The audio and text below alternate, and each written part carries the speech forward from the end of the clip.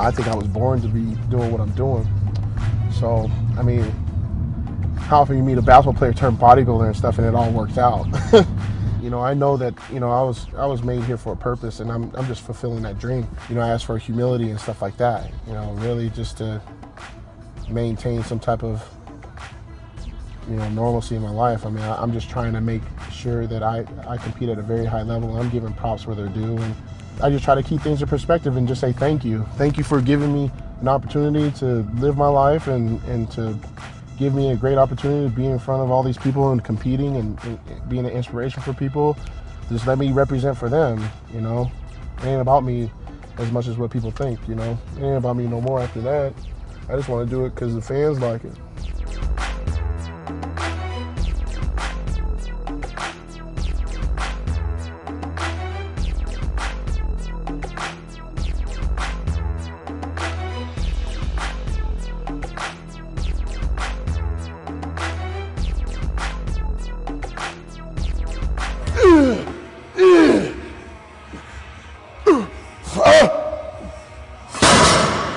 When I'm training this year, it's a lot of business. I mean, because I know what time it is. I know that it's time to, put up or shut up.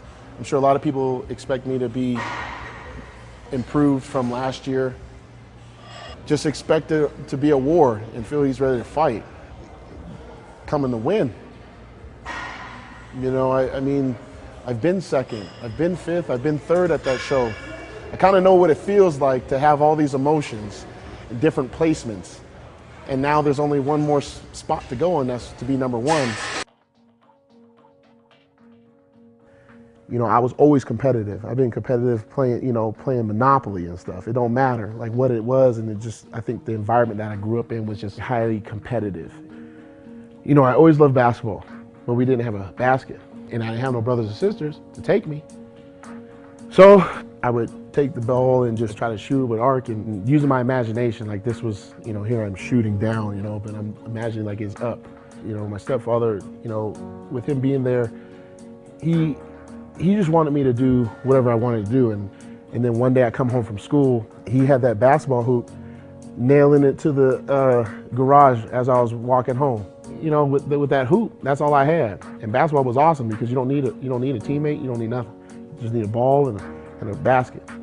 So I used to shoot, and I shoot all night. And right there, I mean, I was hooked. I wanted to be better about everything I did.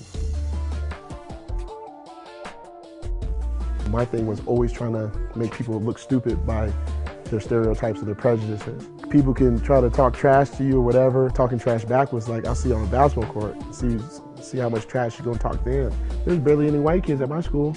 It was all Pacific Islanders and blacks, and I went to an all-white college.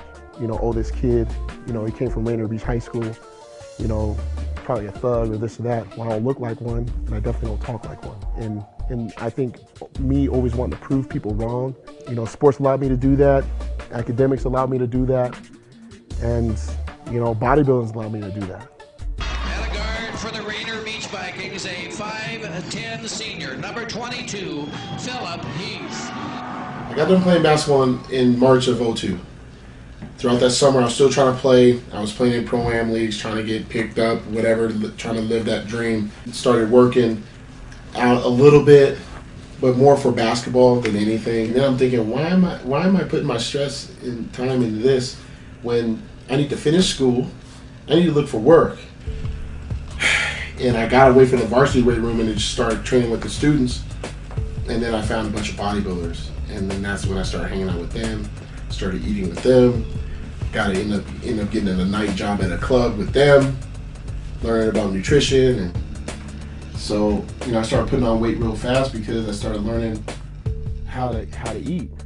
Bodybuilding, you learn real quick that you go out partying, I would go out partying, pizza and beer and stuff with the guys, and then try to go lift the next day. I get killed by my friends. They would destroy me. And they tell me, you can't be a rock star in bodybuilding. You can't be a rock star in bodybuilding. Phil Heath. They convinced me to do a show. So on October 8, 2002, I had received a digital camera that I bought on eBay. And I propped it up, did my JCPenney catalog poses, I guess. That's what I call them. those pictures sucked. But then again, I did it because I wanted to see what I looked like. I used to take those photos and then critique them to death with a red marker. I used to print them out and take the red pen to it. And that's when I bought that Arnold Schwarzenegger Encyclopedia of Bodybuilding. And then I realized, okay, now you're a bodybuilder. Started October 8, 2002, competed April 4th, 2003. The 2003 NPC Muscle Mag, Northern Colorado. Men's novice heavyweight first place. I ended up also winning, I think, yeah, the open light heavyweight first place and the overall. Sure there's a medal or something somewhere hanging around here with that, but that's when I met Jay. The first time I met Jay, some people have seen the picture with me and Jay the first time I ever competed and stuff. And I went up to him, was like, please, sir, can I please take a picture with you? And he's like, yeah. He was like, I was like, if you don't mind me asking, what did you weigh? He goes, I'm 290. And I go, that's all right, I'm 190. You know what I mean? So that was like our first interaction and stuff. So went home with all that hardware and I was hooked.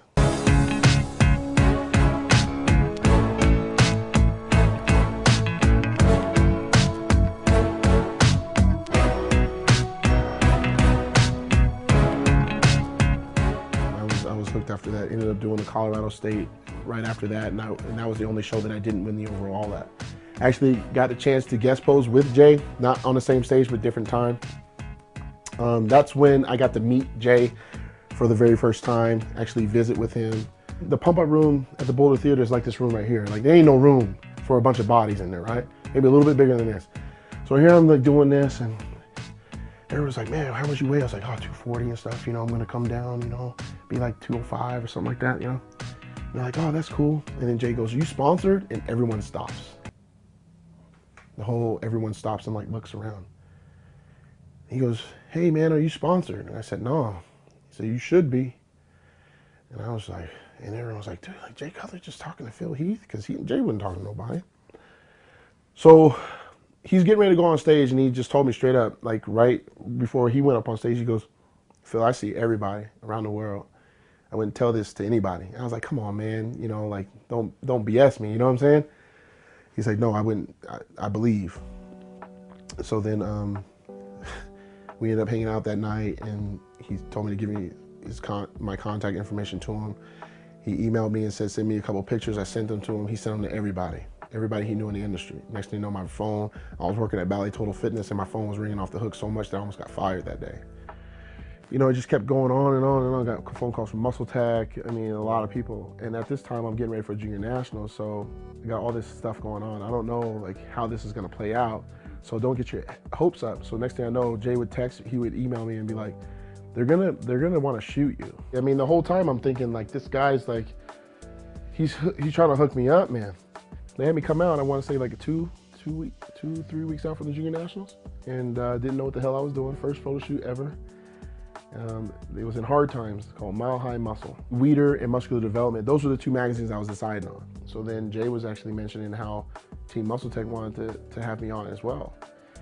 And then that's when I remember telling him that I said it wasn't enough money. And he was like, dude, this is a really good deal. Like no one gets a sponsorship with a magazine and a supplement company before they do a national show. This is before I even did the juniors. So obviously, you know, I won the Junior Nationals, and then I said yes to Weeder, obviously. And I've been there ever since. And they picked me up after the Junior Nationals, went to Chatsworth Powerhouse Gym, shot my first cover, and then a month later, I received that cover the night that I won the Mr. USA title 6 years ago.